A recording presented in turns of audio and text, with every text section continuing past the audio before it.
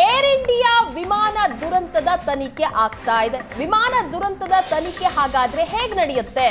ವಿಮಾನ ದುರಂತ ತನಿಖೆಯ ಎಕ್ಸ್ಕ್ಲೂಸಿವ್ ಆದಂತಹ ಮಾಹಿತಿ ಇದು. ವಿಮಾನದ ಎಂಜಿನ್ ವೈಫಲ್ಯದ ಬಗ್ಗೆ ತನಿಖೆ ಆಗುತ್ತೆ. ಯಾವ ರೀತಿಯಾಗಿ ಈಗ ತನಿಖೆ ನಡೆಸಲಾಗುತ್ತೆ ದುರಂತಕ್ಕೆ ಸಂಬಂಧಪಟ್ಟಂತೆ ಅನ್ನೋದನ್ನ ನೋಡ್ತಾ ಹೋಗೋದಾದ್ರೆ, ಮೊದಲು ವಿಮಾನದ ಎಂಜಿನ್ ನಲ್ಲಿ ಏನಾದ್ರೂ ವೈಫಲ್ಯ ಇತ್ತಾ ಅದ್ರ ಬಗ್ಗೆ ಮಾಹಿತಿಯನ್ನ ಕಲೆ ಹಾಕಲಾಗುತ್ತೆ. ಎಟಿಸಿ ಧ್ವನಿ ಮುದ್ರಣಗಳ ಪರಿಶೀಲನೆ ಮಾಡಲಾಗುತ್ತೆ. ವಿಮಾನದ ಪ್ರೀ ಚೆಕಿಂಗ್ ರಿಪೋರ್ಟ್ ಅನ್ನ ಪರಿಶೀಲನೆ ಮಾಡಲಾಗುತ್ತೆ.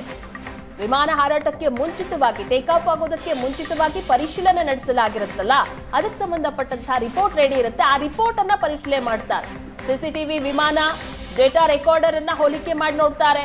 ಕಾಕ್ಪಿಟ್ ನ ವಾಯ್ಸ್ ರೆಕಾರ್ಡರ್ ಅನ್ನ ಪರಿಶೀಲನೆ ಮಾಡಲಾಗುತ್ತೆ. ಆದ್ರೆ ಬ್ಲಾಕ್ ಬಾಕ್ಸ್ ಸಿಗಬೇಕಾಗತ್ತೆ. ರೆಕಾರ್ಡರ್ ಪರಿಶೀಲನೆ ಮಾಡಬೇಕು ಅಂದ್ರೆ ಎಲ್ಲ ಅಂಶಗಳ ಮೇಲೆ ಅಧಿಕಾರಿಗಳು ತನಿಖೆಯನ್ನ ನಡೆಸ್ತಾರೆ. ಈಗ ಪ್ರಮುಖವಾಗಿ ಬ್ಲಾಕ್ ಬಾಕ್ಸ್ ನ ಪತ್ತೆ ಹಚ್ಚೋದ್ರಲ್ಲಿ ಅಧಿಕಾರಿಗಳು ಸಹ ಕಾರ್ಯಪ್ರವೃತ್ತರಾಗಿದ್ದಾರೆ. ಅದು ಸಿಗ್ತಾ ಇದ್ದಂತೆ ದುರಂತ ಕಾರಣ ಏನು ಅನ್ನೋದು ಸ್ಪಷ್ಟವಾಗಿ ಗೊತ್ತಾಗ್ತಾ ಹೋಗುತ್ತೆ.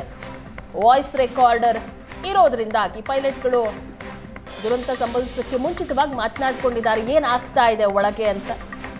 ಆ ಎಲ್ಲ ವಾಯ್ಸ್ಗಳು ಸಹ ರೆಕಾರ್ಡ್ ಆಗಿರುತ್ತೆ. ಈ ರೀತಿಯಾಗಿ ತನಿಖೆಯನ್ನ ನಡೆಸಲಾಗುತ್ತೆ ದುರಂತಕ್ಕೆ ಸಂಬಂಧಪಟ್ಟಂತೆ. ಎಂಜಿನ್ಗಳ ವೈಫಲ್ಯದಿಂದ ಏನಾದರೂ ಟೇಕ್ ಆಫ್ ಆಗಿ ಕೆಲವೇ ಕ್ಷಣಗಳಲ್ಲಿ ಪತನ ಆಯ್ತಾ ಅನ್ನೋದಕ್ಕೆ ಸಂಬಂಧಪಟ್ಟಂತೆ ಸಹ ತನಿಖೆ ಮಾಡ್ತಾರೆ. ಎರಡು ಎಂಜಿನ್ಗಳು ಹಾಗಾದ್ರೆ ಫೇಲ್ಯೂರ್ ಆಗಿದ್ವಾ? ಎಂಜಿನ್ನಲ್ಲೇ ಸಮಸ್ಯೆ ಇದ್ದಿದ್ದು ನಿಜಾನ? ಇದರ ಬಗ್ಗೆ ತನಿಖೆ ಆಗುತ್ತೆ. ಎಟಿಸಿ ಧ್ವನಿ ಮುದ್ರಣಗಳ ಪರಿಶೀಲನೆಯನ್ನ ಮಾಡಲಾಗುತ್ತೆ.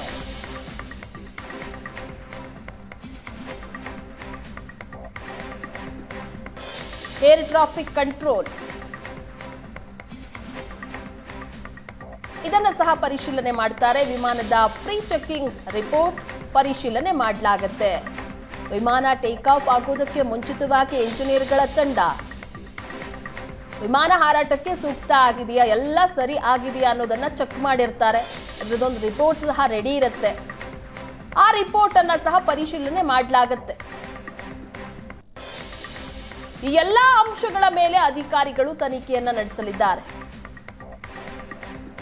ದುರಂತ ಹೇಗೆ ಸಂಭವಿಸಿತು ಅನ್ನೋದಕ್ಕೆ ಇನ್ನೂ ಸಹ ಕಾರಣ ತಿಳಿದು ಬಂದಿಲ್ಲ. ಟೆಕ್ನಿಕಲ್ ಇಶ್ಯೂ ಇತ್ತ,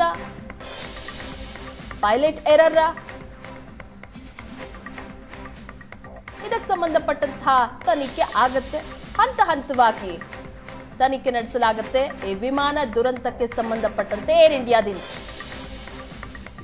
ಅದರಲ್ಲೂ ಮುಖ್ಯವಾಗಿ ಇನ್ನೂ ಸಹ ಬ್ಲಾಕ್ ಬಾಕ್ಸ್ ಸಿಗಬೇಕಾಗಿದೆ.